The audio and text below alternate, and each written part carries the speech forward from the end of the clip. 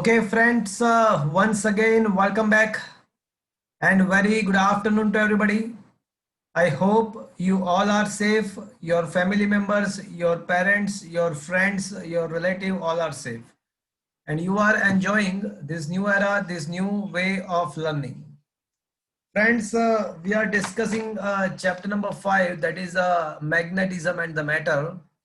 And in the last lecture, we had discussed the Earth's magnetic field and their correspondent numerical we had discussed on the last lecture. Friends, I had also shared one video corresponding to the Earth's magnetic field. I hope you had seen that video, in which a three-dimensional image and all everything about the Earth's geomagnetic parameter is given to you. So I hope you had also gone through that video as well. Okay, मिला था क्या आपको video? Friends, am I audible to you? Yes, sir. अच्छा, तो friends आज का हमारा जो लेक्चर है that is totally based on the magnetization. जैसे कैपेसिटर के दो प्लेट के बीच में जब हम कोई डाइलेक्ट्रिक मटेरियल को इंसर्ट करते हैं, कैपेसिटर के दो प्लेट के बीच में, मतलब जहां पे ऑलरेडी इलेक्ट्रिक फील्ड प्रेजेंट है, तो वहां पे कोई डाइलेक्ट्रिक मटेरियल जब हम उसको प्लेस करते हैं कैपेसिटर के दो प्लेट के बीच में, तो वो डाइलेक्ट्रिक के अंदर डाइपोल मोमेंट इंड्यूस होता है, इलेक्ट्रिकल डाइपोल मोमेंट इंड्यूस होता है, उसको पोलराइजेशन बोलते हैं. तो सिमिलरली हम कोई मैग्नेटिक एक्सटर्नल मैग्नेटिक फील्ड के अंदर हम कोई मैग्नेटिक मटेरियल को डालेंगे, तो हम देखेंगे कि वो मैग्नेटिक मटेरियल के अंदर कुछ मैग्नेटिक डाइपोल मोमेंट इंड्यूस होती है, और इसी चीज को हम बोलेंगे मैग्नेटाइजेशन. तो फ्रेंड्स, आज का जो पूरा लेक्चर है वो मैग्नेटाइजेशन के बेस पे है. that is also analogous to the polarization in the case of capacitor. मैं एक बार फिर से आपको बोल देता हूं, कैपेसिटर के दो प्लेट के बीच में इलेक्ट्रिक फील्ड प्रेजेंट है. हमने ऑलरेडी कैपेसिटर को चार्ज किया हुआ है, मतलब इलेक्ट्रिक फील्ड प्रेजेंट है, और इस इलेक्ट्रिक फील्ड के अंदर हम कोई पोलर या नॉन पोलर डाइलेक्ट्रिक मटेरियल डालेंगे. तो आपको पता है, हमने डिस्कस किया है कि वो डाइलेक्ट्रिक मटेरियल के अंदर डाइपोल मोमेंट इंड्यूस होता है. So that induce dipole moment, ये जो डाइपोल मोमेंट इंड्यूस होने का जो इवेंट है उसको पोलराइजेशन बोलते हैं. तो सिमिलरली जब आप कोई मैग्नेटिक एक्सटर्नल मैग्नेटिक फील्ड के अंदर कोई मैग्नेटिक मटेरियल डालते हो, तो उसके अंदर मैग्नेटिक डाइपोल मोमेंट इंड्यूस होता है, और इसी चीज को हम बोलेंगे मैग्नेटाइजेशन. तो आज का हमारा जो पूरा टॉपिक है वो मैग्नेटाइजेशन के बेस पे है. तो एक बार फिर से ये सीक्वेंस एक बार टेक्स्ट बुक का देख लेते हैं, टेक्स्ट बुक के अंदर कैसे दिया हुआ है. तो हमने कहाँ तक डिस्कस किया था टेक्स्ट बुक में, तो आप देख सकते हो कि हमने ये Gauss theorem for the magnetism खत्म कर दिया. अर्थ मैग्नेटिक फील्ड का पूरा टॉपिक हमने डिस्कस कर लिया था, और उसके बाद ये रहा मैग्नेटाइजेशन एंड मैग्नेटिक इंटेंसिटी. इसी चीज को हमको डिफाइन करना है, इसी चीज को आज हमको पढ़ना है. तो फ्रेंड्स, इसमें बहुत ही ब्रीफली दिया, मतलब बहुत ही डिटेल में नहीं दिया हुआ है, बहुत ही ब्रीफली दिया हुआ है. तो वो चीज मैं आपको पूरा डिटेल में अभी डिस्कस करने वाला हूं. तो let us start to talk the magnetization. Friends, कोई मुझे बताएगा पोलराइजेशन, इंटेंसिटी ऑफ पोलराइजेशन का डेफिनेशन क्या था? किसी को पता है?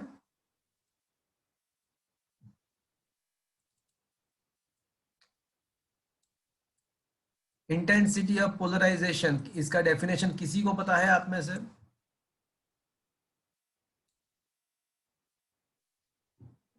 Anybody know the definition of intensity of polarization?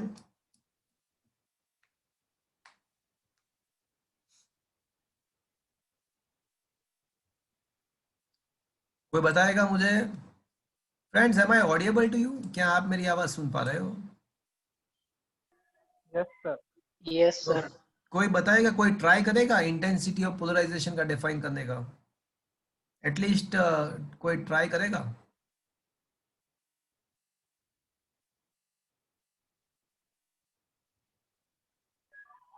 sir, the ability to attract.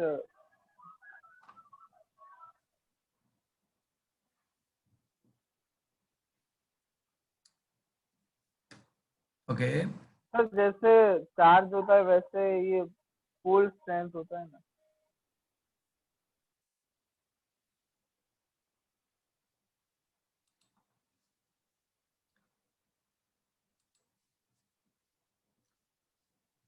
okay.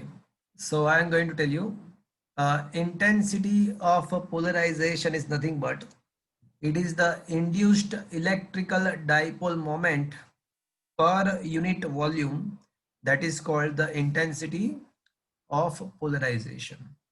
Induced dipole moment per unit volume is defined as a intensity of polarization. तो friends, electricity में जो पोलराइजेशन का जो है वही यहाँ पे है मैग्नेटाइजेशन की बात। तो फ्रेंड्स, मैग्नेटाइजेशन का फिर डेफिनेशन क्या होना चाहिए, इंटेंसिटी ऑफ मैग्नेटाइजेशन का डेफिनेशन क्या होना चाहिए? चलो अब मुझे बताओ, अब तो आप बता सकते हो, चलो बताओ। Sir M V. देखो, induced electrical dipole moment per unit volume is defined as a intensity of polarisation. तो यहाँ पे क्या डेफिनेशन होना चाहिए friends? The induced magnetic dipole moment per given volume. Yeah, exactly. So induced magnetic dipole moment per unit volume is defined as a intensity of magnetization. Friends, सबसे पहले मैं आपको एक सिंपल सा केस बता रहा हूँ। जैसे कोई आयन मटेरियल है, तो आयन का जो मटेरियल है उसके अंदर उसके आयन के सारे जो एटम्स होते हैं, उसके आयंस जो होते हैं आयन मेटल के अंदर, वो सारे एटम्स या आयंस के पास उसका खुद का मैग्नेटिक डाइपोल मोमेंट होता है। वो मैग्नेटिक डाइपोल मोमेंट क्यों होता है वो आपको पता है कि भाई न्यूक्लियस के आसपास जो इलेक्ट्रॉन रिवॉल्व होता है, तो न्यूक्लियस के आसपास जो इलेक्ट्रॉन रिवॉल्व होता है तो उसके वजह से उसका ऑर्बिटल मैग्नेटिक डाइपोल मोमेंट होता है। Apart from the orbital dipole moment, it is electron is also possessing some spin dipole moment. So because of this net dipole moment, it will be the addition of the orbital dipole moment and spin dipole moment. तो ये कोई भी atoms के पास अगर उसका spin dipole moment and orbital dipole moment का addition कुछ zero नहीं है, तो वो एटम डाइपोल मोमेंट पोसेस करेगा। ऐसा जरूरी नहीं है कि every material atom of every material possess the dipole moment, because कभी कभी क्या होता है कि इलेक्ट्रॉन्स के नंबर इवन नंबर में होता है, तो उनको दोनों का मतलब दो इवन नंबर के इलेक्ट्रॉन्स का स्पिन अपोजिट डायरेक्शन में होता है। तो ऐसा भी पॉसिबल है कि एटम का नेट डाइपोल मोमेंट जीरो भी हो सकता है, और कुछ मटेरियल ऐसे है कि जिसके एटम्स के नेट डाइपोल मोमेंट जीरो नहीं होते। मतलब जैसे आयन है, तो आयन का ऐसा है कि भाई उसका एटम्स जो है उसके पास कुछ मैग्नेटिक डाइपोल मोमेंट उसकी होती है उसके पास। बट जब आप पूरा आयन का मटेरियल आप जब कंसिडर करेंगे, पूरा मटेरियल, तो हर एक एटम के पास तो डाइपोल मोमेंट है, बट जब आप पूरा ये मटेरियल की बात करते हैं तो क्या होता है कि वो every atom possess the dipole moment in the random manner. अलग अलग डायरेक्शंस में सारे डाइपोल मोमेंट अलग अलग डायरेक्शन में होते हैं। तो नो डाउट अबाउट दैट कि जो वो आयन का जो एक एटम था उसके पास डाइपोल मोमेंट था, बट जब आप आयन पूरा मेटल की बात करते हो तो हर एक एटम के डाइपोल मोमेंट रैंडम डायरेक्शंस में होते हैं। तो कोई मुझे बताएगा कि what should be the net dipole moment of the whole material? Zero हो जाएगा, बिकॉज एकदम परफेक्ट बराबर आंसर है कि भाई जीरो हो जाएगा, बिकॉज सारे एटम्स जो होते हैं वो रैंडमली ओरिएंटेड होते हैं, उसका रैंडम मैनर में होता है। सो उसका नेट अगर आप वेक्टर सम करोगे, डाइपोल मोमेंट वैसे वेक्टर क्वांटिटी है, तो उसका वेक्टर सम करोगे तो रिजल्टेंट डाइपोल मोमेंट जीरो हो जाएगा। बट जब आप इस टाइप के मटेरियल को कोई एक्सटर्नल मैग्नेटिक फील्ड में लाते हो, तो वो सारे जो एटम होते हैं वो एक्सटर्नल मैग्नेटिक फील्ड के वजह से एक ही डायरेक्शन में अलाइन हो जाते हैं। सारे एटम्स जो रैंडमली ओरिएंटेड थे, जब आप उसको कोई एक्सटर्नल मैग्नेटिक फील्ड में लाते हो तो क्या होता है कि वो सारे जो एटम्स है उसका एक ही डायरेक्शन में उसका ओरिएंटेशन हो जाता है, एंड बिकॉज ऑफ दैट ये जो मटेरियल है उसके अंदर कुछ dipole moment, net dipole moment material का खुद का अब जीरो नहीं रहता है, वो कुछ मिलता है हमको। तो now the magnetic dipole moment of the material itself will not be zero, so there is some dipole moment induces inside the material, and that is this phenomenon, that is what is known as a magnetization of the material. तो कोई material को जब आप magnetic field के अंदर लाते हो तो पूरे मटेरियल का तो डाइपोल मोमेंट जीरो था इनिशियली, बट अब क्या होगा कि सारे एटम्स एक ही डायरेक्शन में वो आ जाएंगे, एक ही डायरेक्शन में वो डाइपोल मोमेंट इंड्यूस करेंगे। मैं ऐसा कह सकता हूं कि अंदर के साइड एक बाउंड करंट लूप जनरेट होता है, मटेरियल के अंदर अंदर की साइड एक बाउंड करंट लूप जनरेट होता है, बाउंड करंट जनरेट होता है, और मटेरियल का नेट डाइपोल मोमेंट अब जीरो नहीं रहता है, तो उसको मैग्नेटाइजेशन बोलते हैं।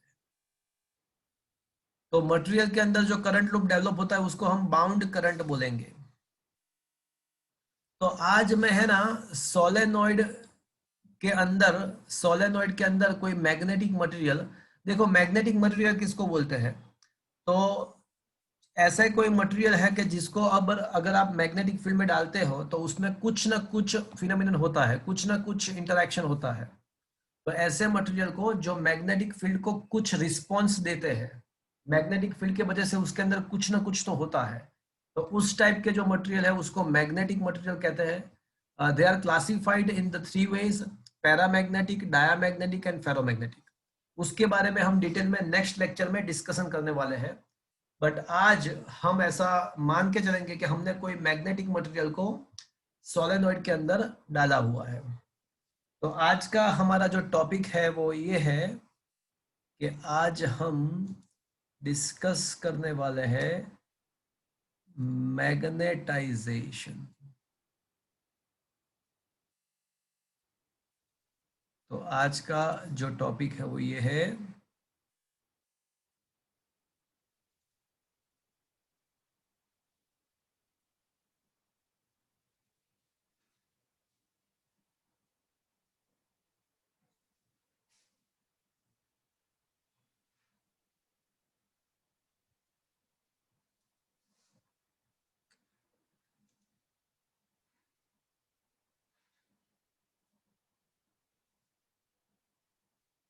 ओके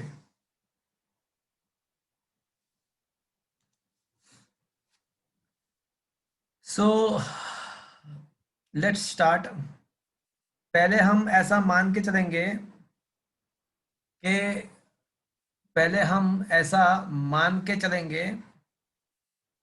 कि हमारा जो सोलेनॉइड है उसके अंदर वैक्यूम है, कोई मटेरियल नहीं है। सो let us assume we are having this solenoid,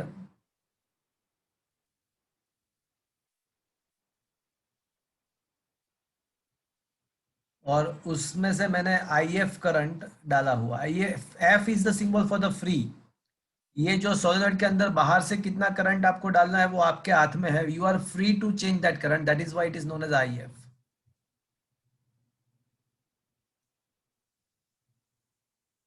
Suppose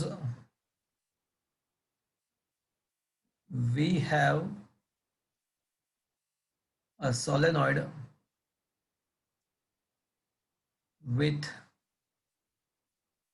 n turns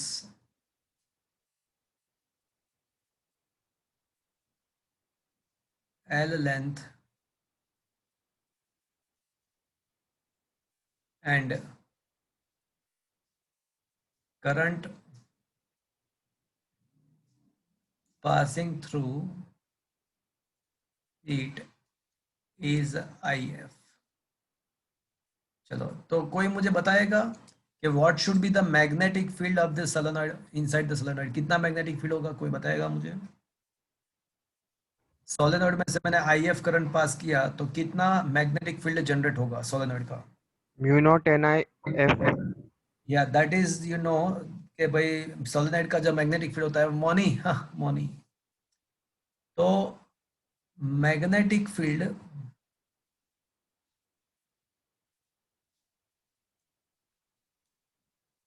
of a solenoid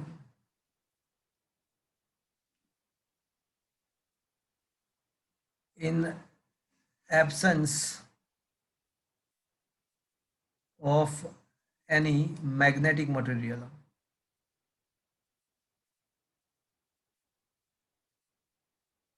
कोई मैग्नेटिक मटेरियल हमने डाला हुआ नहीं है, तो in the absence of any magnetic material the magnetic field is equals to mu zero N I F, as you know. Where कोई मुझे बताएगा ये स्मॉल एन क्या है? number of turns. N by L या so it is a number of turns per Unit volume. Length. Okay, sorry. So तो फिर कोई मुझे बताएगा ये NIF क्या होगा? देखो IF जो है ना वो that is the current passing from every turns. तो IF है ना 1 टन का करंट है, तो NIF क्या हो जाएगा? तो कि भाई n नंबर ऑफ टन्स का करंट हो जाएगा। बट ये जो स्मॉल n है वो जस्ट नंबर ऑफ टन नहीं है, it is the number of turns per unit length. तो फिर ये NIF जो है वो जस्ट एक सिंपल सा करंट नहीं होगा, बट वो क्या करंट होगा? It will be the currents पर यूनिट लेंथ। देखो एक बार फिर से समझ लेते हैं। IF क्या है? तो कि भाई 1 टन का करंट है। IF जो है वो 1 टन का करंट है, तो NIF क्या हो जाएगा? तो बोले भाई n नंबर ऑफ टन्स का करंट हो जाएगा। बट ये जो नंबर ऑफ n जो है वो नंबर ऑफ टन्स नहीं है, वो number of turns per unit length है। तो फिर ये जो NIF जो हो जाएगा वो भी करंट हो जाएगा, बट वो करंट पर यूनिट लेंथ हो जाएगा, और उसको मैं बोलता हूँ स्मॉल IF, और इसको मैं बोल देता हूँ स्मॉल IF। ये जो NIF है that we know that is a current per unit length, current per unit length, उसको मैं बोल देता हूँ स्मॉल IF। तो फ्रेंड्स अभी ये जो मैग्नेटिक फील्ड का फॉर्मूला हो जाएगा वो क्या हो जाएगा friends? Mu zero IF, where small IF is the current per unit length. चलो यहां तक सबको फ्रेंड्स समझ में आया? Yes, sir. Okay.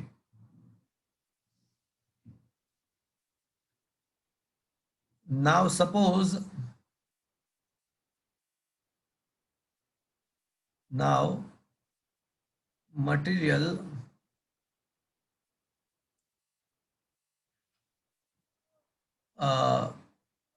of which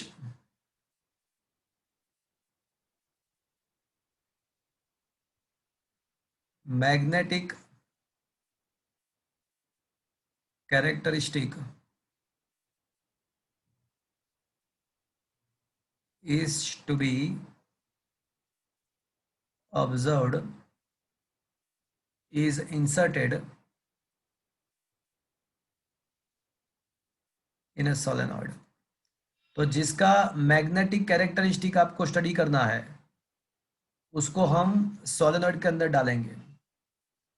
जिसके मैग्नेटिक कैरेक्टरिस्टिक का स्टडी करना है जिसके, उसको हम सोलेनॉइड के अंदर डालेंगे। तो this is the material for which we want to study its magnetic characteristic. और ये हमारा जो था वो सोलेनॉइड तो है ही।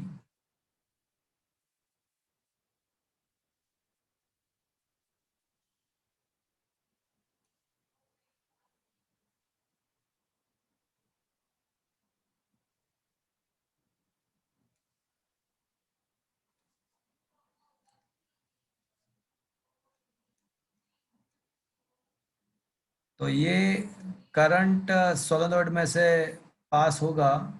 तो फ्रेंड्स कोई मुझे बताएगा अब क्या होगा?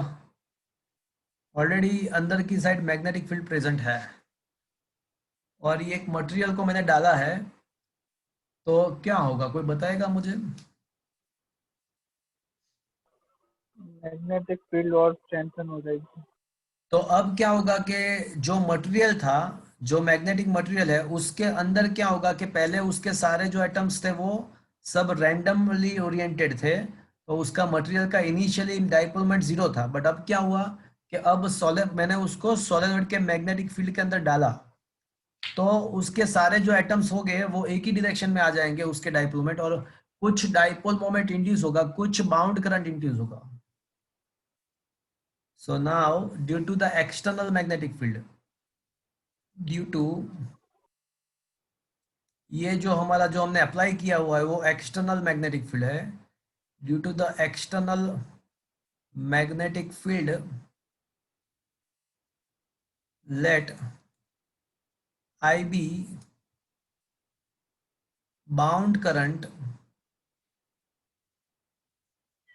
is induced। सर मतलब इंस्टेंट मूवमेंट के लिए करंट जनरेट होगा? ना, इंस्टेंट मोमेंट के लिए नहीं, वो मैग्नेटिक फील्ड के वजह से अंदर के साइड ये करंट जनरेट हो ही जाएगा। वो एक वैसे एक्चुअल में क्या होता है कि सारे जो डाइपोल्स होते हैं, सारे जो एटम्स का जो इलेक्ट्रॉन्स का जो ओरिएंटेशन है, इलेक्ट्रॉन्स का जो रोटेशन है वो एक ही डायरेक्शन में आ जाएगा। तो एक्चुअल में तो क्या होता है कि सारे एटम्स के इलेक्ट्रॉन्स, एटम्स के अंदर जो इलेक्ट्रॉन्स है उसका उसका जो मोशन है वो एक ही डायरेक्शन में आ जाएगा, तो उसको मिला के उसका कुछ रिजल्टेंट हमने बाउंड करंट कुछ IB एज्यूम किया हुआ है, वो सारे का मिला के कुछ रिजल्टेंट बाउंड करंट हमने IB एज्यूम किया हुआ है। मतलब जितने भी एटम्स है वो सारे एटम्स के इलेक्ट्रॉन का रोटेशन एक ही डायरेक्शन में आ जाएगा, और उसका पूरा मिला के जो करंट प्रोड्यूस हो रहा है उसको मैंने बाउंड करंट IB बोला हुआ है। Is that clear? Yes sir. In material. So कोई मुझे बताएगा what should be the induced dipole moment now? Induced dipole moment कितना होगा, कोई बताएगा मुझे? What should be the induced dipole moment? तो डाइपोल मोमेंट का फॉर्मूला क्या होता है भैया? NIA। ना ये, बट यहाँ पे तो देखो मटेरियल है, मटेरियल के कोई नंबर ऑफ टर्न्स नहीं है, मटेरियल के अंदर एक ही करंट है IB, और उसका क्रॉस सेक्शन अज्यूम कर लेते हैं A है। ये जो मटेरियल है उसका क्रॉस सेक्शन A है, और जो करंट जनरेट हुआ है वो IB है, तो उसका डाइपोल मोमेंट जो होगा वो IB इंटू A होगा। अब मैं डिफाइन करूंगा कि भाई net induced dipole moment, net induced dipole moment per unit volume, बोलो इज इक्वल्स टू क्या होगा, net induced dipole moment per unit volume. इसको हम क्या डिफाइन करेंगे? इज कॉल्ड, बोलो क्या बोलूंगा मैं उसको? Intensity of, current. पोलराइजेशन। ये तो बात किया मैंने, वो पोलराइजेशन। टॉपिक का नाम क्या है भैया? मैग्नेटाइज। मैग्नेटिज्म। तो वहां पे क्या था कि net induced electrical dipole moment per unit volume, that was a intensity of polarisation, here it is the intensity of, here magnetisation. Of magnetisation, और उसको कैपिटल M से डिनोट करते हैं। तो कहना इसे capital M is equals to dipole moment per unit volume. अब मुझे ये बताओ कि डाइपोल मोमेंट कितना है? तो अभी हमने देखा कि डाइपोल मोमेंट जो है वो IB bound current into area, and upon volume के बदले में क्रॉस सेक्शनल इनटू एरिया लिख सकता हूँ क्या मैं? तो ये तो IB बाई L हो जाएगा। तो ये IB बाई L का मतलब, इसको मैं है ना स्मॉल IB बोल देता हूँ, इसको मैं स्मॉल IB बोल देता हूँ। और कोई मुझे बताएगा स्मॉल IB जो है उसको मैं क्या बोल सकता हूँ, वो किसके बदले मैंने लिखा? Current induce per unit length. हाँ, where small IB is the induced current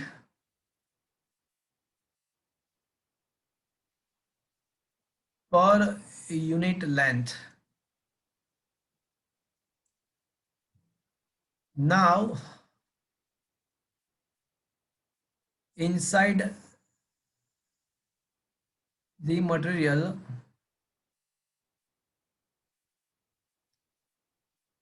net magnetic field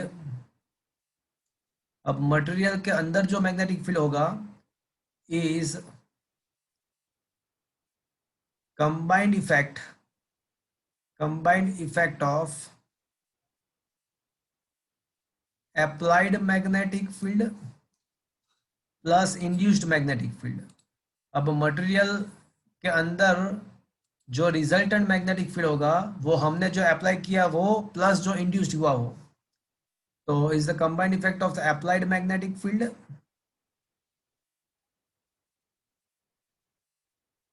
and induced magnetic field.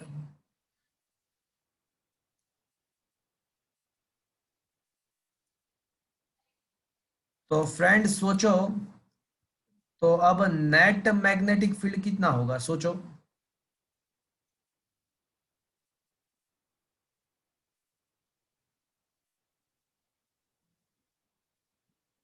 तो अब जो नेट मैग्नेटिक फील्ड होगा वो कोई मुझे बताएगा कितना होगा? B इज इक्वल्स टू, देखो अप्लाइड मैग्नेटिक फील्ड कितना था?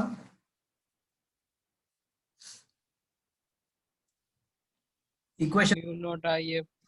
हाँ, तो that was a mu not IF where small IF was the applied current per unit length. वो जो था वो हमने applied current per unit length था। तो देखो अगर applied current per unit length small IF है तो उसका magnetic field mu zero IF है।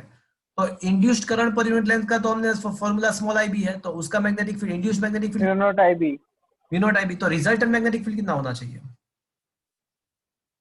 Mu not IF plus mu naught IB। क्या ये बात आपको समझ में आया? ये yes sir. magnetic field should be equals to mu naught IF plus mu naught IB. Is it understood friends? Yes sir. Yes sir. चलो यहाँ तक समझ में आया फ्रेंड्स कि भाई अंदर की साइड एक नया मैग्नेटिक फील्ड प्रोड्यूस हुआ और हमने जो अप्लाई किया था वो तो था ही, बट आई कैन राइट, मैं IB के बदले IB in place of IB I can write. ये IB के बदले मैं क्या लिख सकता हूँ? अभी हमने प्रूव किया। IF upon नहीं, ये लिखा है ना ऊपर। IB upon L। हाँ, IB के बदले स्मॉल IB के बदले मैं क्या लिख सकता हूँ? तो मैंने कुछ प्रूव करके दिया है आपको, देखो। Capital M। हाँ, तो ये जो है वो कैपिटल M है, आप देख सकते हो कि ये जो है IB तो इंटेंसिटी ऑफ मैग्नेटाइजेशन है। तो भैया ये हो जाएगा mu zero, B equals to mu zero IF plus capital M। So I can also write B by mu zero.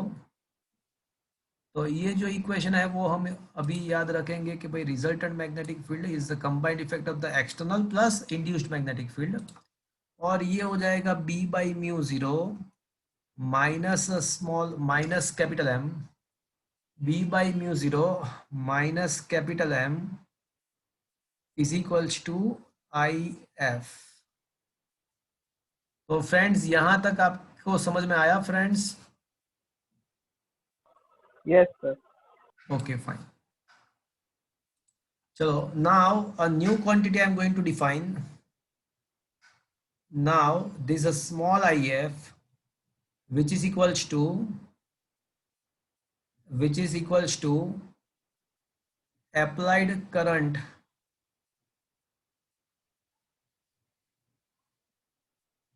per unit length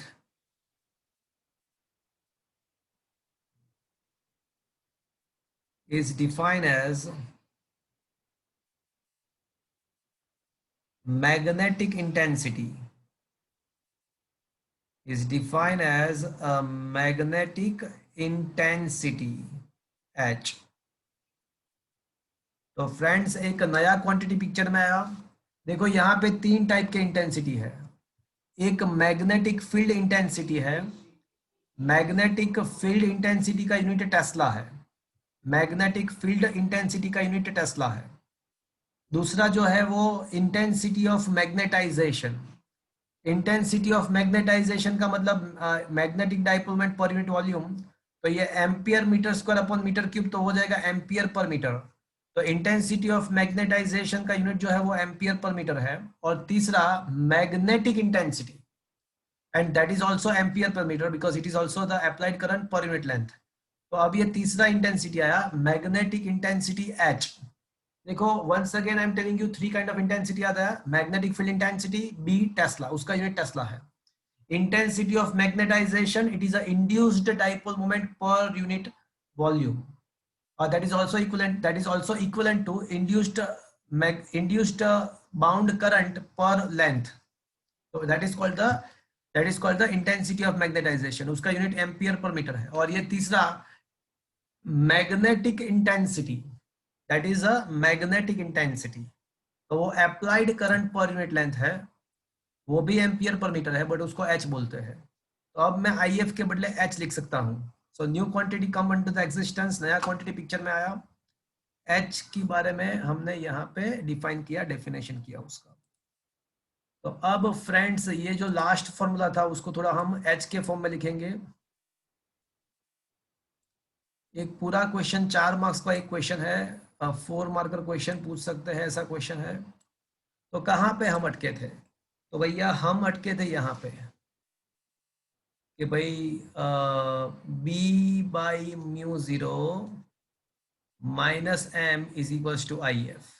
but अभी मैंने डिफाइन किया कि भाई ये जो आई एफ है उसको मैग्नेटिक इंटेंसिटी एच बोलते हैं। तो अब ये जो फॉर्मूला भैया हो जाएगा वो क्या हो जाएगा,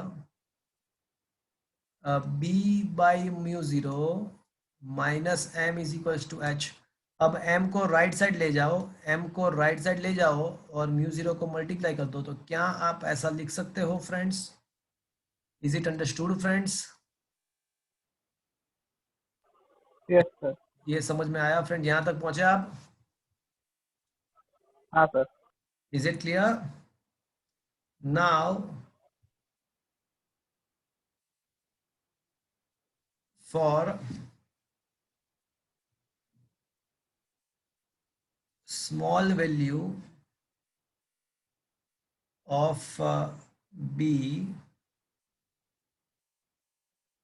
it is found experimentally, it is found experimentally that this magnetization is directly proportional to the H. So M is equals to chi m H, where ये जो chi m जो है वो ऑब्वियसली क्या होगा फ्रेंड्स? कोई बताएगा मुझे ये chi m क्या होगा? Where chi m is magnetic, it is known as a magnetic susceptibility, where chi m is known as a magnetic susceptibility. It is a unitless quantity, it is depend on the 2 parameter, where chi m is called magnetic susceptibility.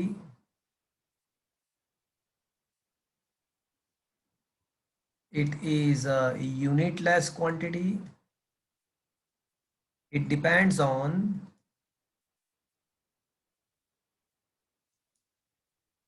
type of material. ये किस type का है पता चला आपको? Electric susceptibility जैसा ही है, and temperature.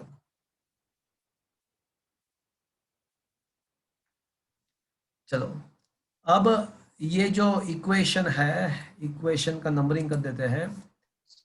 इस दैट इज व्हाट इज, हाँ बोलो बोलो बोलो, सर मैग्नेटिक ससेप्टिबिलिटी करने, क्या बोल रहे हो? सर आपने अभी जो कहा ना मैग्नेटिक ससेप्टिबिलिटी, हाँ उसका मतलब? देखो जैसे ये जो सारे क्वांटिटी है ना, जैसे परमिटिविटी है, परमिएबिलिटी है, इलेक्ट्रिक ससेप्टिबिलिटी है, इलेक्ट्रिक मैग्नेटिक ससेप्टिबिलिटी है, ये सारे क्वांटिटी मटेरियल का मैग्नेटिक या इलेक्ट्रिक कैरेक्टरिस्टिक शो करता है। जैसे जिसका मैग्नेटिक ससेप्टिबिलिटी ज्यादा है तो उसके अंदर मैग्नेटिक फील्ड को स्टोर करने का कैपेसिटी ज्यादा होगा। तो ये जो मैग्नेटिक ससेप्टिबिलिटी है एक नया क्वांटिटी है, वो क्या फिजिकली वो क्या शो कर रहा है? तो फिजिकली वो ये शो कर रहा है कि उसके अंदर मैग्नेटिक फील्ड इंटेंसिटी कितना डेवलप हो सकता है, उसका अंदर मटेरियल के अंदर की साइड कितना मैग्नेटिक फील्ड स्ट्रांग हो सकता है, वो ये शो कर रहा है। तो जिसका ससेप्टिबिलिटी ज्यादा होगा उसके अंदर मैग्नेटिक फील्ड इंटेंसिटी भी ज्यादा प्रोड्यूस हो सकती है। ये उसका मीनिंग ऐसा हुआ, मतलब ये फिजिकली इसका मीनिंग ऐसा हुआ। Otherwise, it is a mathematical quantity to show the characteristic of magnetic to show the magnetic characteristic of a material. Is it okay? Yes, sir. Yes, sir. तो इक्वेशन नंबर 5 बोलेंगे इसको, और इसको equation number 6 बोलेंगे। तो friends, अब from the equation number 5, from equation number 5, now I can write the formula of the magnetic field as a mu naught into, चलो m के in place of m I can write, अब m के बदले में क्या लिख सकता हूं, chi m h plus h। तो can I write this formula as a mu 0 1 plus chi m into h? क्या मैं ऐसा लिख सकता हूं friends? Yes or no? Yes or no?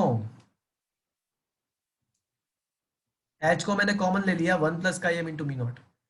Is it okay friends? Yes, sir. Yes, sir. Okay, now चलो कोई बताएगा मुझे, now mu not into 1 plus chi M, चलो कोई बताएगा ये क्या है 1 plus chi M into mu naught? Second chapter में epsilon naught into 1 plus chi E था, epsilon naught into 1 plus chi ई, तो यहाँ पे mu not into 1 plus chi M, कोई मुझे बताएगा क्या होगा? So it is known as a mu, that is equals to a permeability of a material। Electricity में फ्रेंड्स हमने यही चीज डिस्कस किया था, इलेक्ट्रिसिटी में epsilon not into 1 plus chi e was a epsilon, that was a permittivity, here it is a permeability of material, and hence I can say as a mu is equals to mu naught 1 plus chi m, so mu by mu 0 that is equals to the relative permeability। ये जो relative permeability है, तो हम ये relative permeability को, इसका equation जो है वो हम ऐसा कह सकते हैं कि 1 plus chi m है, so that is called the relative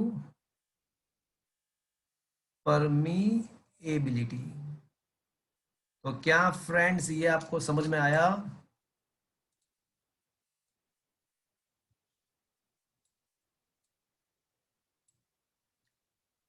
Is it understood friends? So that's why now I can say B equals to mu 0। अब ये 1 plus chi m के बदले में क्या लिख सकता हूँ in place of 1 plus chi m?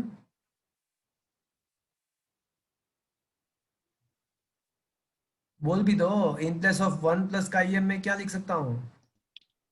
Mu. Mu r into h। So finally friends, what we conclude? We conclude that material के प्रेजेंस में, मटेरियल के अंदर जो मैग्नेटिक फील्ड होता है उसका ये फॉर्मूला है। इसको वेक्टर फॉर्म में भी लिख सकते हैं हम, it's the same formula can be written in the vector form as well. Vector B is equals to mu 0 mu R into vector H, इसको वेक्टर फॉर्म में भी हम लिख सकते हैं। बट अगर आपको पता है फ्रॉम द इक्वेशन नंबर 1, चलो इक्वेशन नंबर 1 क्या था वो एक बार देख लेते हैं friends. Look at the equation number 1। तो इक्वेशन नंबर 1 क्या है देखो तो फ्रेंड्स, B0 मतलब in external magnetic field B0 equals to क्या है देखो तो म्यू 0 इंटू आई एफ। अब ये स्मॉल आई एफ के बदले मैंने क्या डिफाइन किया, स्मॉल आई एफ को मैंने क्या डिफाइन किया?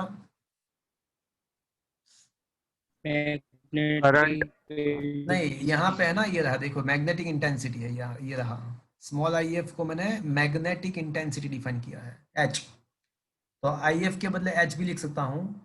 तो नाउ आई कैन से, बट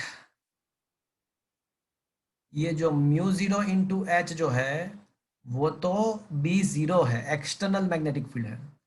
तो म्यू जीरो इंटू एच के बदले मैं लिख सकता हूँ बी जीरो। तो that is why I can say the magnetic field in the presence of material is a mu r times, it is a mu r times than the external magnetic field. तो friends electricity में क्या prove हुआ था पता है आपको? Electricity में ऐसा प्रूव हमने किया था कि जो मटेरियल के प्रेजेंस में जो रिजल्टेंट इलेक्ट्रिक फील्ड होता है वो के टाइम रिड्यूस होता है। आपको याद हो तो इलेक्ट्रिसिटी में क्या प्रूव हुआ था पता है? इन इलेक्ट्रिसिटी, तो अगर आपको पता हो तो इलेक्ट्रिसिटी में हमने ऐसा प्रूव किया था कि resultant electric field in the material is E0 by K, if you remember, where K is a epsilon R, epsilon upon epsilon naught. तो वहां पे K टाइम रिड्यूस हुआ था, यहाँ पे K टाइम इंक्रीज हो रहा है, मतलब म्यू आर टाइम इंक्रीज हो रहा है। So that is the resultant magnetic field under the presence of the magnetic material. चलो क्या ये पूरा क्वेश्चन आपको समझ में आया फ्रेंड्स?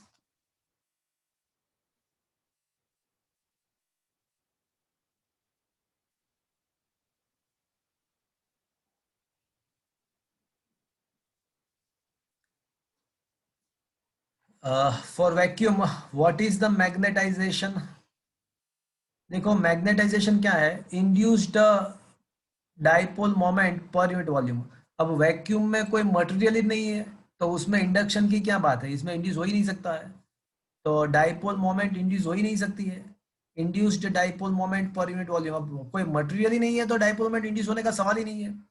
तो कोई अगर ऐसा पूछते हैं कि वैक्यूम के लिए इंटेंसिटी ऑफ मैग्नेटाइजेशन क्या है तो वो जीरो आएगा। अब इंटेंसिटी ऑफ मैग्नेटाइजेशन जीरो है तो काईएम भी, मैग्नेटिक ससेप्टिबिलिटी भी जीरो होगा। पूछो क्यों? तो भैया M is equal to chi M H. अब एच तो जीरो हो नहीं सकता बिकॉज एच तो स्मॉल आई एफ, जो वो तो जो हमने एक्सटर्नल करंट अप्लाई किया है वो है। तो अगर एम को जीरो हो, एम जीरो हो रहा है तो फिर काई एम को भी जीरो होना ही पड़ेगा। एंड तीसरी बात, अगर कोई ऐसा पूछते हैं कि what is the relative permeability for vacuum, तो वैक्यूम का जो रिलेटिव परमिएबिलिटी है वो हो जाएगा 1 हो जाएगा, because chi M 1 plus chi M is equal to mu R. अब काई एम तो जीरो है तो relative permeability of vacuum is a 1 obviously. तो क्या ये चीज आपको फ्रेंड समझ में आया पूरा चीज? ये एसक्यू के लिए है, इंपॉर्टेंट एमसीक्यू। चलो क्या ये पूरा टॉपिक में फ्रेंड समझ में आया आपको? Friends am I audible to you? Yes sir. तो एक पूरा मैंने एक टॉपिक आपको कराया। मैंने आपको कोई मटेरियल को अगर मैग्नेटिक फील्ड में डालते हो तो उसके अंदर मैग्नेटिक फील्ड कितना जनरेट होता है, मैग्नेटिक ससेप्टिबिलिटी क्या है, उसका रिलेटिव परमिएबिलिटी क्या है, इंटेंसिटी ऑफ मैग्नेटाइजेशन क्या है, ये पूरा टॉपिक मैंने डिटेल में डिस्कस किया। आपके टेक्स्ट में बहुत अच्छे से नहीं दिया हुआ है, मैं इसका स्क्रीनशॉट आपको भेज दूंगा। तो फ्रेंड्स ये एक 4 मार्कर क्वेश्चन है। जो रिजल्टेंट मैग्नेटिक फील्ड मिला वो हमको पता चला कि म्यू आर टाइम्स ज्यादा है, मतलब रिलेटिव परमिएबिलिटी जितना ज्यादा है। फ्रेंड्स अब मेरी बात ध्यान से सुनना। मैं अभी है ना डायामैग्नेटिक एंड फेरोमैग्नेटिक मटेरियल के बारे में आपको बात करता हूँ। तो जो डायामैग्नेटिक मटेरियल होते हैं उसके अंदर जो इंड्यूस्ड मैग्नेटिक फील्ड प्रोड्यूस होता है, उसके अंदर जो इंड्यूस्ड मैग्नेटिक फील्ड होता है वो अप्लाइड मैग्नेटिक फील्ड के अपोजिट डायरेक्शन में होता है। तो फ्रेंड्स अगर ऐसा है तो हमारा जो ये फॉर्मुलेशन है वो गलत हो जाएगा। हमने तो ऐसा प्रूव किया है कि रिजल्टेंट मैग्नेटिक फील्ड जो था, फ्रेंड्स मेरी आवाज आपको आ रही है? कशिश, हाँ सर। तनीश, हाँ सर आ रही है। ओके। तो हमने लास्ट में क्या प्रूव किया? तो हमने ये प्रूव किया था कि resultant magnetic field is equal to mu zero 1 plus chi M into H. ये रहा, देखो ये फॉर्मूला मैंने लिखा। अब क्या मैं ऐसा कह सकता हूँ it is a mu zero H plus a chi M mu zero H? अब ये कोई मुझे बताएगा ये म्यू जीरो एच तो क्या था? वो तो जो हमने एक्सटर्नल मैग्नेटिक फील्ड अप्लाई किया वो था, और ये तो इसका मतलब ये क्या होगा, तो ये हो जाएगा इंड्यूस्ड मैग्नेटिक फील्ड, मटेरियल के अंदर जो इंड्यूस्ड होता है उसकी बात हो गई। तो फ्रेंड्स, डायामैग्नेटिक मटेरियल के अंदर क्या होता है कि इंड्यूस्ड मैग्नेटिक फील्ड जो होता है वो अप्लाइड मैग्नेटिक फील्ड के अपोजिट में होता है। तो मुझे बताओ कि रिजल्टेंट मैग्नेटिक फील्ड फाइंड करने के लिए दोनों के बीच में सब्ट्रैक्शन होना चाहिए या एडिशन होना चाहिए? I repeat, subtraction. हाँ, डायामैग्नेटिक के अंदर जो उसका नेचुरल कैरेक्टरिस्टिक है कि उसके अंदर जो इंड्यूस्ड मैग्नेटिक फील्ड होता है वो अप्लाइड मैग्नेटिक फील्ड के अपोजिट होता है। वो ऐसा होता है, वो उसका रीजन क्वांटम मैकेनिक्स में है, वो हम उसके रीजन के बारे में नहीं डिस्कस करेंगे, बट ऐसा होता है। तो रिजल्टेंट मैग्नेटिक फील्ड फाइंड करने के लिए दोनों का सब्ट्रैक्शन करना पड़ेगा या एडिशन करना पड़ेगा? सब्ट्रैक्शन। सब्ट्रैक्शन। बट मुझे फॉर्मूला तो यही लगाना है, मुझे फॉर्मूला तो यही अप्लाई करना है। तो क्या ये पॉसिबल है डायामैग्नेटिक के लिए फॉर्मूला ये सेम अप्लाई करना है? पर मुझे पता है कि बीच में अगर डायामैग्नेटिक है तो ये प्लस नहीं आना चाहिए, माइनस आना चाहिए। फिर भी मैं बोलता हूँ कि मुझे फॉर्मूला तो यही अप्लाई करना है, तो कैसे पॉसिबल होगा, कोई मुझे बताएगा? माइनस माइनस करिए। तो फॉर डायामैग्नेटिक मटेरियल ये जो ससेप्टिबिलिटी होती है उसकी नेगेटिव होती है। तो अब देखो, अगर ससेप्टिबिलिटी नेगेटिव है तो फिर क्या हो जाएगा, तो फिर ऑटोमेटिकली अगर आप ससेप्टिबिलिटी का वैल्यूज प्लेस करोगे तो ऑटोमेटिकली बीच में क्या आ जाएगा? सब्ट्रैक्शन, माइनस आ जाएगा। सब्ट्रैक्शन। एंड पैरामैग्नेटिक मटेरियल जो होता है, पैरामैग्नेटिक मटेरियल, तो उसमें ऐसा होता है कि जो इंड्यूस्ड डाइपोल मोमेंट जो होती है, इंड्यूस्ड मैग्नेटिक फील्ड जो होता है वो अप्लाइड मैग्नेटिक फील्ड के डायरेक्शन में ही होता है। तो मतलब उसमें डेफिनेटली एडिशन ही होना पड़ेगा। तो डेफिनेटली एडिशन ही करना पड़ेगा, तो उसका मतलब ऐसा हुआ कि उसका जो ससेप्टिबिलिटी है वो पॉजिटिव ही होना चाहिए। तो फ्रेंड्स, अब ये आपको पता चला कि डायामैग्नेटिक का ससेप्टिबिलिटी नेगेटिव क्यों लेना पड़ेगा, पैरामैग्नेटिक का ससेप्टिबिलिटी पॉजिटिव क्यों होना चाहिए। ये आपको क्लियर हुआ फ्रेंड्स? Yes sir. ओके। तो फ्रेंड्स, मैं इसके बेस पे कुछ न्यूमेरिकल्स है जो बोर्ड के एग्जाम में एक आध बार पूछे भी गए हैं, तो मैं ये जो अभी टॉपिक हमने डिस्कस किया इसके बेस पे न्यूमेरिकल मैं करवाने वाला हूं, आप थोड़ा यहाँ पे ध्यान रखना। तो ये पूरा एक टॉपिक मैंने खत्म कर दिया। The topic is named as a magnetisation and intensity of magnetisation, magnetic intensity. तो ये पूरा टॉपिक इसमें बहुत डेप्थ में नहीं दिया हुआ है, मैंने पूरा डिटेल में जाके आपको इसको एक्सप्लेन किया। और लास्ट में हमने ये फॉर्मूला भी प्रूव किया कि B equals to mu not into 1 plus chi m into H, it is also equals to mu not mu R into H.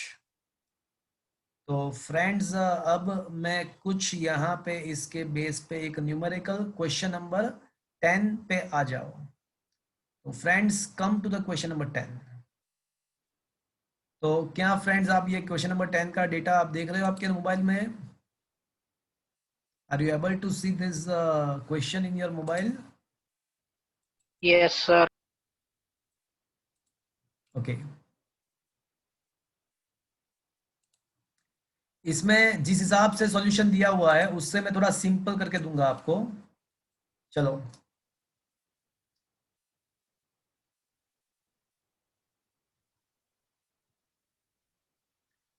a solenoid has a core of a material with the relative permeability 400। चलो, आपको सबसे पहले क्या दिया हुआ है, you had been given a relative permeability, मतलब mu R आपको दिया हुआ है। म्यू आर क्या है आपके पास? 400। The winding of the solenoid are insulated from the core and the carries the current of 2 ampere। तो आपको जो अप्लाइड करंट है IF वो 2 एम्पियर दिया हुआ है। And the number of turns per unit length, per metre, देखो per metre का मतलब पर यूनिट लेंथ। तो कैपिटल एन दिया है या स्मॉल एन दिया हुआ है आपको? कैपिटल एन या स्मॉल एन, क्या दिया हुआ है? Small N. Small N Small आपको n. दिया हुआ है। स्मॉल एन कितना दिया हुआ है? 1000। तो क्वेश्चन नंबर वन आपका ये है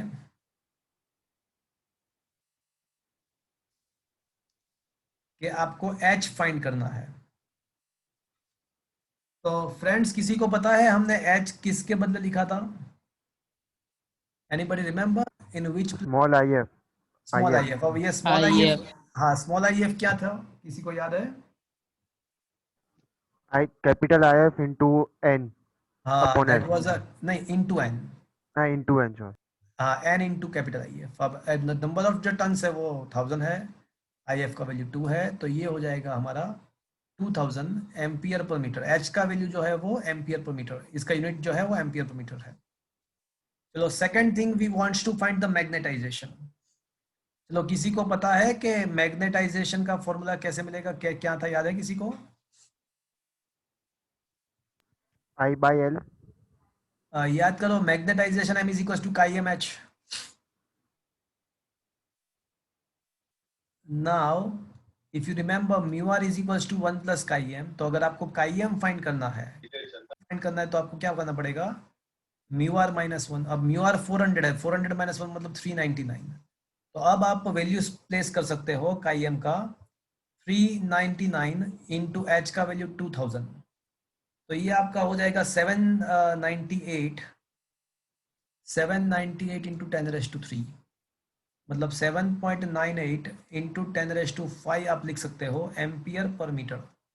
चलो ये आपका मैग्नेटाइजेशन मिल गया। अब सी वाला, तो सी आपको पता है, C is a B, we want to find the B, तो बी का वैल्यू क्या है पता है आपको फ्रेंड्स? तो बी का value mu zero into mu R into H, if you remember. अब म्यू जीरो का वैल्यू जो है 4 पाई इंटू 10⁻⁻7 है, म्यू आर जो है वो 400 है, एंड एच का वैल्यू अभी मैंने बताया आपको 2000 है। तो करो तो फ्रेंड्स क्या आता है, 4 इंटू 3.14 इंटू 400 इंटू 200, 400 इंटू 2000, मतलब ये 5 पावर तो कैंसिल हो जाएगा, 2 पावर रहेगा। तो करो ना 4 इंटू 3.14 इंटू 8 करो, तो 4 इंटू 32, 32 इंटू 3.14, 32 इंटू 3.14 करो तो फ्रेंड्स 32 इंटू 3.14 करो, क्या आ रहा है? अरे कोई करेगा कि नहीं करेगा? 32 इंटू, बोलो क्या आ रहा है आंसर?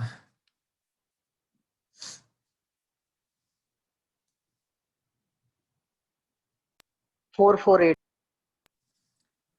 अच्छा 448 इंटू 10⁻⁻² बचेगा। तो ये जो रिजल्टेंट मैग्नेटिक फील्ड है वो ऑलमोस्ट 4.5 टेस्ला आ जाएगा अप्रोक्सीमेटली। अब ये जो चौथा वाला मतलब फोर्थ वन है, that is a magnetising current. इसका मतलब क्या हुआ? तो ये मैग्नेटाइजिंग करंट जो है उसका मीनिंग क्या हुआ? तो सबसे पहले मैं आपको ये मैग्नेटाइजिंग करंट क्या है वो बता देता हूं। तो सोलेनोइड का करंट, क्या बोल रहे हो? सोलेनोइड का करंट। नहीं नहीं, वो अलग है, थोड़ा थोड़ा अलग है, आपको पहली बार मैं समझा रहा हूँ। It is the additional current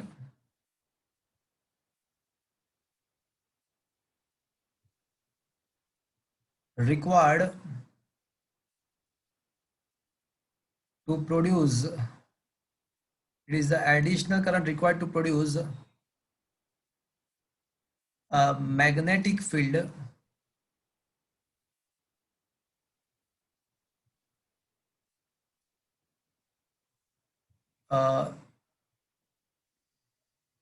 equal to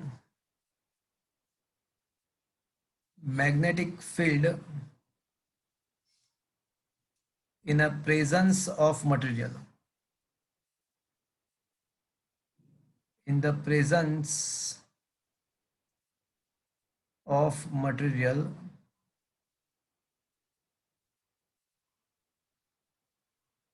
without having material, without having material। अब क्वेश्चन इज दैट कि क्या लिखा क्या है ये? तो देखो फ्रेंड्स, बात ऐसी है कि आपको पता है कि मटेरियल के एब्सेंस में मैग्नेटिक फील्ड कितना होता है, म्यू जीरो आई एफ होता है, या फिर mu zero small N I F होता है। M I right? Yes or no? Yes or no? Yes sir. अब मटेरियल के प्रेजेंस में मैग्नेटिक फील्ड कितना होता है? तो याद करो, तो it is a mu zero I F plus I B, इतना मतलब मटेरियल प्रेजेंट जब होता है तो मैग्नेटिक फील्ड बढ़ जाता है, mu not 1 plus chi M into H होता है।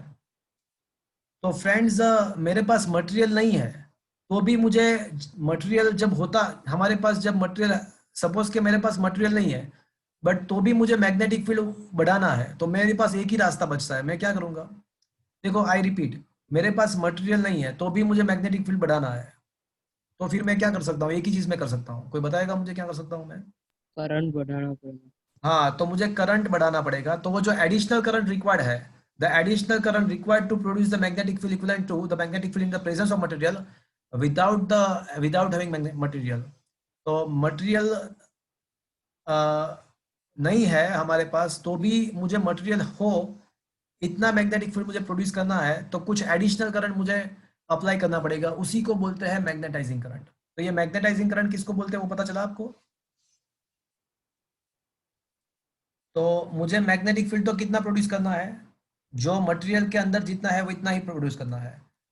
तो फिर मुझे एक ही चीज करना पड़ेगा, मुझे क्या करना पड़ेगा? मुझे कुछ एडिशनल करंट जो है वो मुझे सप्लाई करना पड़ेगा। तो ये जो एडिशनल करंट है उसको ही मैग्नेटाइजिंग करंट बोलते हैं। जो अप्लाइड करंट तो ऑलरेडी आईएफ था और मुझे कुछ एडिशनल करंट अप्लाई करना पड़ेगा so that I can produce the that given magnetic field.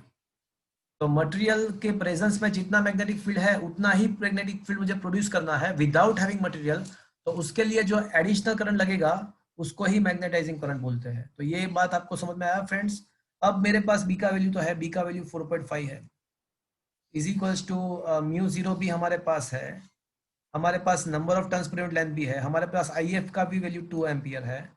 तो in short we have all the values, ये तीनों चीज हमारे पास है। तो क्या मैं इसको सिंप्लीफाई करके ये एडिशनल करंट फाइंड कर सकता हूँ friends? Is it okay? Yes, sir. तो ये न्यूमेरिकल्स आपके टेक्स्ट बुक में बहुत अच्छे से नहीं दिया हुआ है, तो इसको भी मैं आपको स्क्रीनशॉट भेज दूंगा। तो फ्रेंड्स एक बहुत ही इंपॉर्टेंट टॉपिक मैंने आज मैंने आपको कराया। देखो फ्रेंड्स मेरी बात सुनो, आप अगर थोड़ा मेरे साथ साथ में करोगे, work day by day work करोगे, होमवर्क साथ साथ में करोगे, तो डेफिनेटली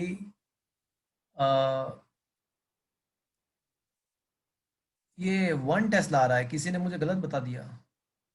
देखो तो ये मल्टीप्लाई करो तो 3.32 इंटू 3.14 करो तो कुछ गलत बताया किसी ने मुझे, करो तो ये 32 इंटू 3.14 करो तो ये गलत बताया किसी ने मुझे।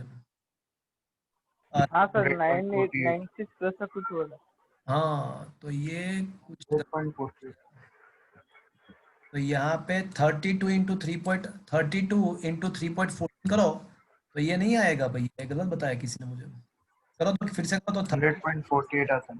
क्या आता है? 100.48 100.48 हाँ तो अप्रोक्सीमेटली आएगा आपका 100 आएगा, 100 इंटू 10⁻² आएगा। तो 100 इंटू 10⁻² मतलब टेस्ला, मतलब अप्रोक्सीमेटली 1 टेस्ला आ जाएगा। Is that clear friends? तो ये इसका आंसर 1 टेस्ला आएगा। Is it okay?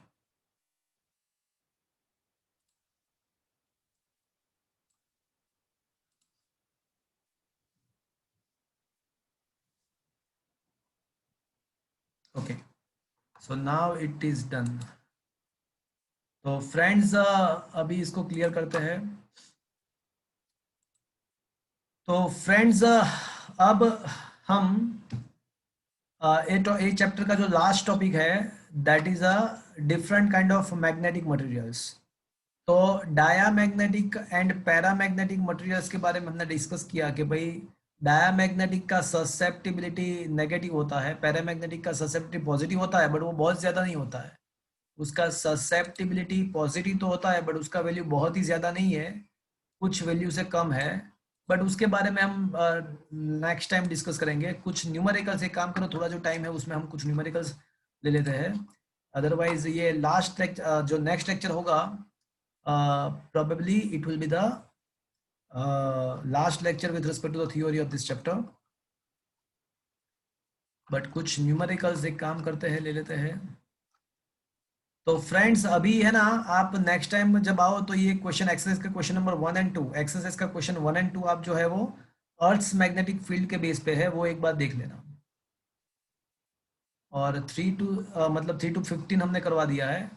अब ये 16 17 अभी मत करना, 18 मैंने करवा दिया है। क्या ये 19th क्वेश्चन करवाना बाकी है या हो गया है 19th क्वेश्चन? बाकी है। ओके 18 करवा दिया ना मैंने। हाँ। Okay come to the 19th question. तो अब ये 19th क्वेश्चन पे आ जाओ फ्रेंड्स, तो देखते हैं उसको। ओके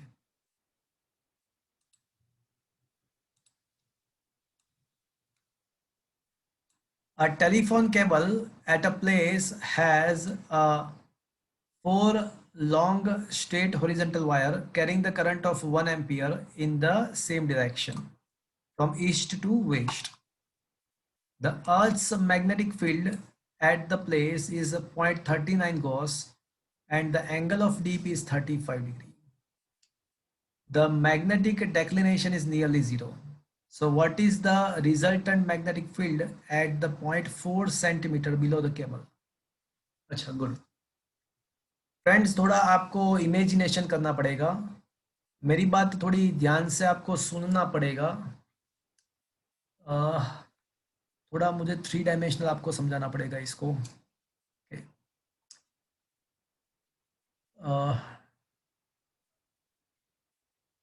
ओके मैं थोड़ा 3 डायमेंशनल फिगर ड्रॉ करने का ट्राई कर रहा हूँ, आप जरा देखना, थोड़ा देखना पड़ेगा आपको। Okay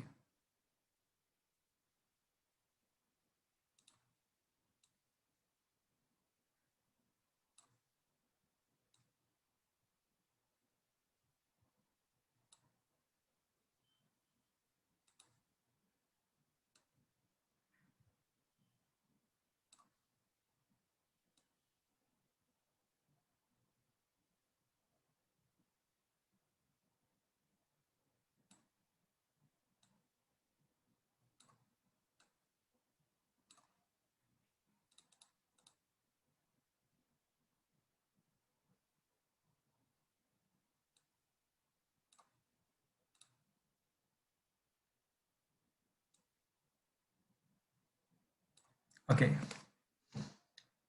so friends, these are the direction, so this is the direction of east and west. तो ये जो डायरेक्शन है वो ईस्ट वेस्ट है। Can you think this, can you imagine this thing as ये आपको पता चला, ये 3 डायमेंशन मैंने ट्राई किया है। तो ये आपका जो डायरेक्शन है वो ईस्ट वेस्ट है, ये ईस्ट डायरेक्शन है, ये आपका वेस्ट डायरेक्शन है, ये नॉर्थ है, ये साउथ है। क्या ये आपको इमेजिन कर पाया आप पूरा चीज? Is it understood friends? Yes sir.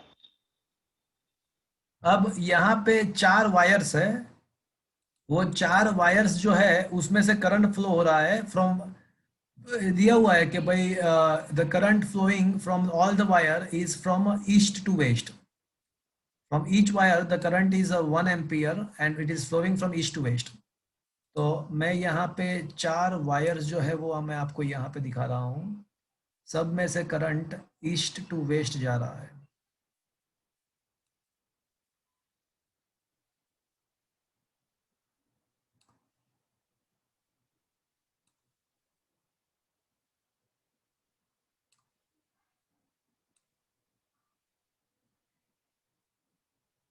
So these are the 4 wires and carrying the current of 1 ampere from east to west. तो सब में से 1 एम्पियर करंट फ्लो हो रहा है। देखो आप देख सकते हो फिगर में, आप ये ईस्ट टू वेस्ट है ही। अब क्या करना क्या है, तो अब ऐसा दिया हुआ है कि the earth's magnetic field is 0.39 gauss and the angle of dip is 35 degree. Magnetic declination is 0. What is the resultant magnetic field at the point 4 centimeter below the cable? तो अब cable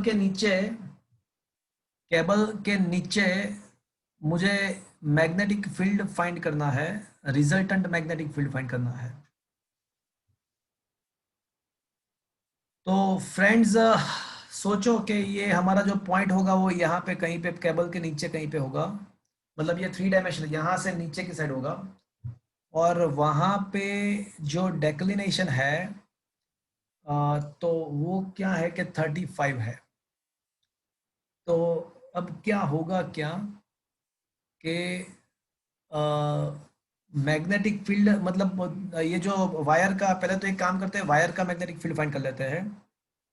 so magnetic field, okay,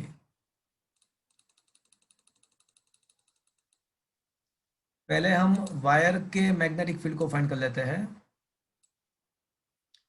तो कोई मुझे बताएगा what is the magnetic field of the very long wire?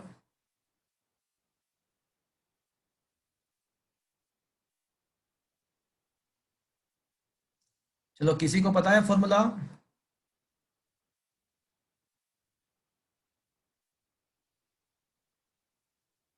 Anybody tell me what is the magnetic field due to the wire?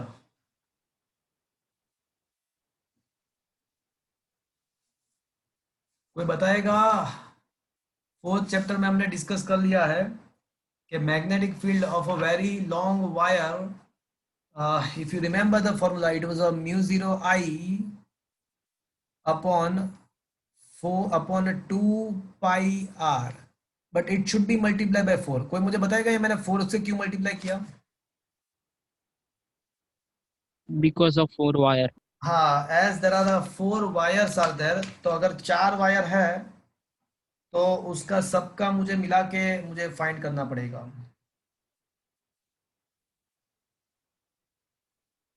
तो friends, अगर ये find करोगे रिजल्टेंट मैग्नेटिक फील्ड, उसका 4 से मल्टीप्लाई करके, तो वो हो जाएगा, मैं लिख देता हूँ, डायरेक्टली मैं लिखता हूँ, ये 0.2 इंटू 10⁻⁻4 टेस्ला हो जाएगा। If you place the value, आपको आर दिया हुआ है, डिस्टेंस आपको दिया हुआ है कि कहाँ पे फाइंड करना है, आपको 4 सेंटीमीटर पे फाइंड करना है। बट ये तो किसका मैग्नेटिक फील्ड है?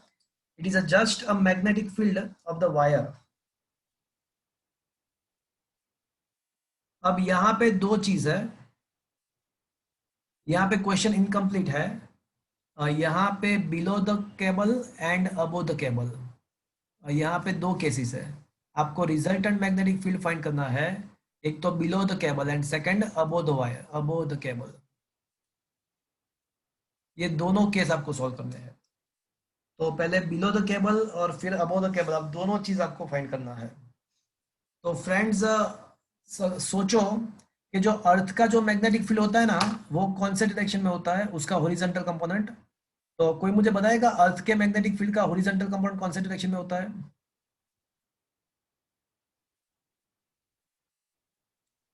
याद करो, जहां पे आपका जियोग्राफिक साउथ होता है वहां पे ही, याद करो, अर्थ के मैग्नेटिक फील्ड का नॉर्थ पोल होता है।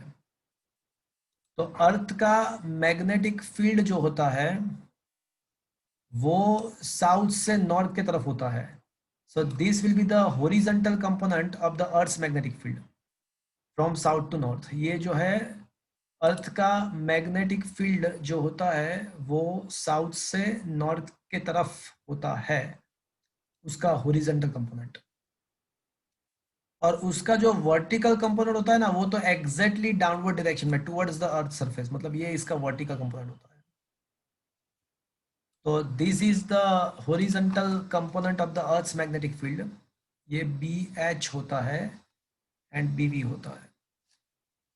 अब वायर के बारे में सोचो, तो अगर वायर के बारे में सोचते हैं तो वायर का अगर जो मैग्नेटिक फील्ड अगर आप सोचते हो, तो वायर का अगर सोचो तो जरा गौर से देखो।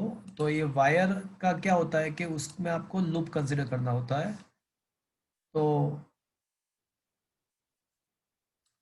ओके, तो अब you have to hold the wire in such a manner that your you have to hold the wire in the right hand such a manner that your thumb in the direction of current।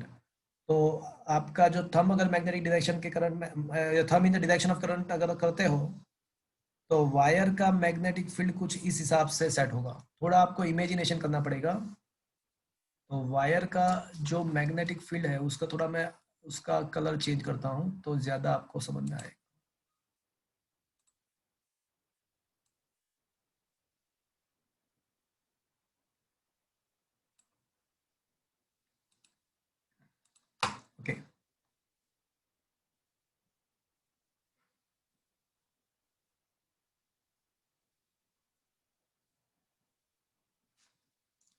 ऐसे, तो magnetic field lines कुछ ऐसे होगी।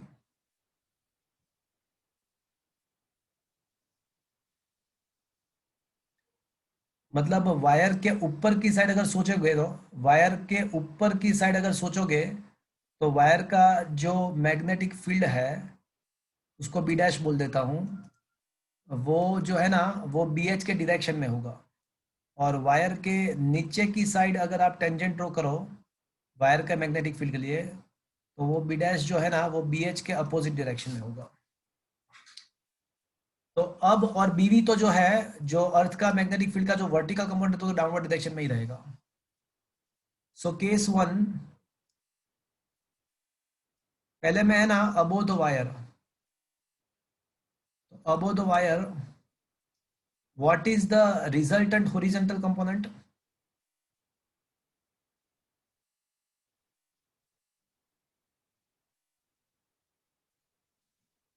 कोई मुझे बताएगा, कोई सोच के बताएगा what is the resultant horizontal magnetic field? आप देख सकते हो कि वायर के ऊपर की साइड अर्थ का बी एच एंड वायर का बी दोनों एक ही डायरेक्शन में है। अगर वायर के ऊपर की साइड सोचते हो तो उसका अर्थ का मैग्नेटिक फील्ड जो बी एच का डायरेक्शन है और वायर का मैग्नेटिक फील्ड का बी डायरेक्शन है, वो दोनों एक ही डायरेक्शन में है। तो रिजल्टेंट हॉरिजॉन्टल कंपोनेंट को मैं एच बोलता हूं, तो that will be equals to earth का हॉरिजॉन्टल कंपोनेंट एंड वायर का। तो अर्थ का हॉरिजॉन्टल कंपोनेंट जो है वो बी कोस फाई रहेगा प्लस बी डैश। तो ये b का वैल्यू है वो 0.39 गोस है। कोस कोस 35 डिग्री का वैल्यू कुछ ना कुछ तो मिल जाएगा टेबल पे से, एंड बी डैश वो जो हो जाएगा वो 0.2 गोस, दैट इज 0.2 गोस। तो फ्रेंड्स ये रिजल्टेंट हॉरिजॉन्टल कंपोनेंट, तो इसको मैं आर एच सिंबल देता हूँ, आर एच बोलता हूँ। तो रिजल्टेंट हॉरिजॉन्टल कंपोनेंट ये दोनों का एडिशन होगा, एंड रिजल्टेंट वर्टिकल कंपोनेंट तो जो है ना वो तो जो अर्थ का मैग्नेटिक फील्ड बी का जो वर्टिकल कंपोनेंट वही का वही रहेगा। मतलब B sine phi will be remains the as it is. Earth का वर्टिकल कंपोनेंट, फ्रेंड्स ये आपको फिगर समझ में आया? वायर के ऊपर की साइड अगर देखो तो वायर के वजह से जो मैग्नेटिक फील्ड है उसका direction and horizontal component earth का जो मैग्नेटिक फील्ड है उसका डायरेक्शन सेम ही है। तो रिजल्टेंट हॉरिजॉन्टल कंपोनेंट हो जाएगा B H plus B dash हो जाएगा। वर्टिकल कंपोनेंट तो बीवी का बीवी रहेगा। अब ये रिजल्टेंट अगर आपको मैग्नेटिक फील्ड का फाइंड करना है बी रिजल्टेंट, तो आप क्या करोगे? आर एच का स्क्वायर रिजल्टेंट हॉरिजॉन्टल कंपोनेंट का स्क्वायर प्लस आर वी का स्क्वायर। तो ये करोगे तो आपको रिजल्टेंट मैग्नेटिक यहाँ पे आपको मिल जाएगा, टेस्ला। अब केस नंबर 2। अब फ्रेंड्स आप ध्यान से देखो तो वायर के अगर नीचे की साइड देखते हो, वायर के बिलो द वायर, तो बिलो द वायर अगर आप देखते हो तो वायर का जो टेंजेंट है मैग्नेटिक फील्ड का वो बी एच के अपोजिट डायरेक्शन में है। तो रिजल्टेंट हॉरिजॉन्टल कंपोनेंट कितना आएगा? तो रिजल्टेंट हॉरिजॉन्टल कंपोनेंट जो आएगा वो आएगा आपका बी डैश, तो वो दोनों का सब्ट्रैक्शन होगा। तो अर्थ का जो हॉरिजॉन्टल कंपोनेंट है माइनस बी डैश, मतलब दोनों का जो भी ज्यादा है उसमें से कम का सब्ट्रैक्शन करना है आपको। ज्यादा कौन है वो देख लेना है आपको, उसके बाद सब्ट्रैक्शन करना है, बट दोनों का सब्ट्रैक्शन करना है बिकॉज वायर का magnetic field and horizontal component earth का दोनों अपोजिट डायरेक्शन। अब ये अर्थ का हॉरिजॉन्टल कंपोनेंट ऐसे कैसा है? तो आपको पता है कि अर्थ का जो मैग्नेटिक फील्ड होता है वो जियोग्राफिक साउथ से जियोग्राफिक नॉर्थ की तरफ होता है। तो वो ये जियोग्राफिक साउथ से नॉर्थ की तरफ मैंने बताया। और वर्टिकल कंपोनेंट जो है रिजल्टेंट वर्टिकल कंपोनेंट तो बीवी ही है। अब वापस से आपको वही फाइंड करना है कि रिजल्टेंट मैग्नेटिक फील्ड आपको फाइंड करने के लिए वापस से आपको वही करना है, R H square resultant horizontal component resultant vertical component square. क्या ये बात आपको समझ में आया फ्रेंड्स?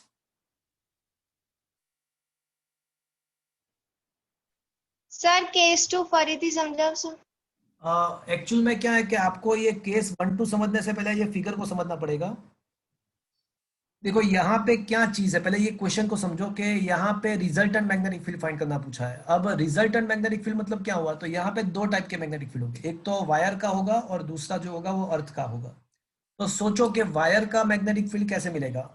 तो वायर जो है ना उसको वायर का मैग्नेटिक फील्ड फाइंड करने के लिए आपको क्या करना है कि वायर को आपको राइट हैंड में से ऐसे पकड़ना है कि आपका थंब वायर के डायरेक्ट करंट के डायरेक्शन में रहे. तो if you hold the wires in such a manner, your thumb is in the direction of current, then your finger wounded around the wire will give you the magnetic field direction. तो ये finger bounded around the wire है. देखो ये जो है ना, मैं ये जो सर्कल आप देख रहे हो, that is a fingers wound around the wire. चलो, अब अर्थ का जो मैग्नेटिक फील्ड का जो हॉरिजॉन्टल कंपोनेंट होता है, अर्थ का मैग्नेटिक फील्ड का जो हॉरिजॉन्टल कंपोनेंट होता है वो साउथ पोल से डायरेक्टली नॉर्थ पोल तक होता है. तो अब ये जो आप देख रहे हो, ये जो अब आप देख रहे हो यहाँ पे जो आप देख रहे हो, ये अर्थ का हॉरिजॉन्टल कंपोनेंट है, वो directly from south to north होता है. और वर्टिकल कंपोनेंट जो होता है वो अर्थ के सरफेस के अंदर मतलब परपेंडिकुलर जा रहा है. तो ये जो होता है वो वर्टिकल कंपोनेंट होता है. अब सोचो कि वायर के ऊपर की साइड का पॉइंट्स, वायर के ऊपर की साइड का, तो आपको यहाँ पे तीन चीज देखनी है, BH, BV and B dash. तो आप देख सकते हो कि B डैश का डायरेक्शन, जो B डैश का डायरेक्शन है वो एग्जैक्टली कौन से डायरेक्शन में, B डैश, तो वो BH के डायरेक्शन में ही है. अब BH का डायरेक्शन देखो तो वो आपको दिख सकता है कि वो BH के डायरेक्शन में, ऊपर की वायर के ऊपर की साइड की बात कर रहे हैं. तो BH एंड B डैश दोनों एक ही डायरेक्शन में है. तो रिजल्टेंट हॉरिजॉन्टल कंपोनेंट क्या मिलेगा, दोनों का एडिशन. एंड वर्टिकल कंपोनेंट जो है वायर का ऊपर की साइड, वो तो नीचे रहेगा. दोनों मतलब ये आपको रिजल्टेंट हॉरिजॉन्टल कंपाउंड मिल गया, वर्टिकल कंपाउंड मिल गया. अब आपको क्या करना है कि BH² प्लस मतलब RH² प्लस RV² आपको रिजल्टेंट मैग्नेटिक फील्ड. अब बिलो द वायर, तो ये जो पॉइंट था वो अबोव द वायर था, ये जो पॉइंट था वो अबोव द वायर था, ये अबोव द वायर था. अब ये जो पॉइंट है वो बिलो द वायर है. तो अब ये बिलो पॉइंट जो है उसमें आप देख सकते हो कि जो वायर का जो मैग्नेटिक फील्ड है वो कौन से डायरेक्शन में है, वो BH के अपोजिट डायरेक्शन में है. देखो वायर का जो मैग्नेटिक फील्ड है वो हमारा जो अर्थ का हॉरिजॉन्टल कंपोनेंट है उसके अपोजिट डायरेक्शन में है. तो रिजल्टेंट हॉरिजॉन्टल कंपोनेंट फाइंड करने के लिए आपको क्या करना पड़ेगा, दोनों का सब्ट्रैक्शन करना पड़ेगा. तो रिजल्टेंट हॉरिजॉन्टल कंपोनेंट मतलब दोनों का सब्ट्रैक्शन मैंने किया. रिजल्टेंट वर्टिकल कंपोनेंट तो एक ही है, मतलब B है, वापस से यार RH² प्लस RV² करना है. Is that clear to you now? Is it understood now? हाँ, yes sir. ये फिगर को आपको समझना है शांति से, तो आपको ये पता चल जाएगा. मतलब अर्थ का जो मैग्नेटिक फील्ड का हॉरिजॉन्टल कंपोनेंट जो होता है वो डायरेक्टली जियोग्राफिक साउथ पोल से जियोग्राफिक नॉर्थ पोल तक होता है. वो डायरेक्टली हम नॉर्थ साउथ डायरेक्शन में ले सकते हैं बिकॉज डेक्लिनेशन यहाँ पे 0 दिया हुआ है. डेक्लिनेशन हमको यहाँ पे 0 दिया हुआ है, इसके वजह से हम ऐसा कर सकते हैं. तो ये जो फिगर है उसको आपको समझना है, उसको अगर समझ लेते हो तो ये काम हो जाएगा आपका. तो ये बहुत ही इंटेलिजेंट क्वेश्चन है, आपको थोड़ा उसमें थोड़ा दिक्कत आएगा समझने में, बट एक बार ये फिगर को समझ लेते हो तो ये पूरा हो जाएगा सेट.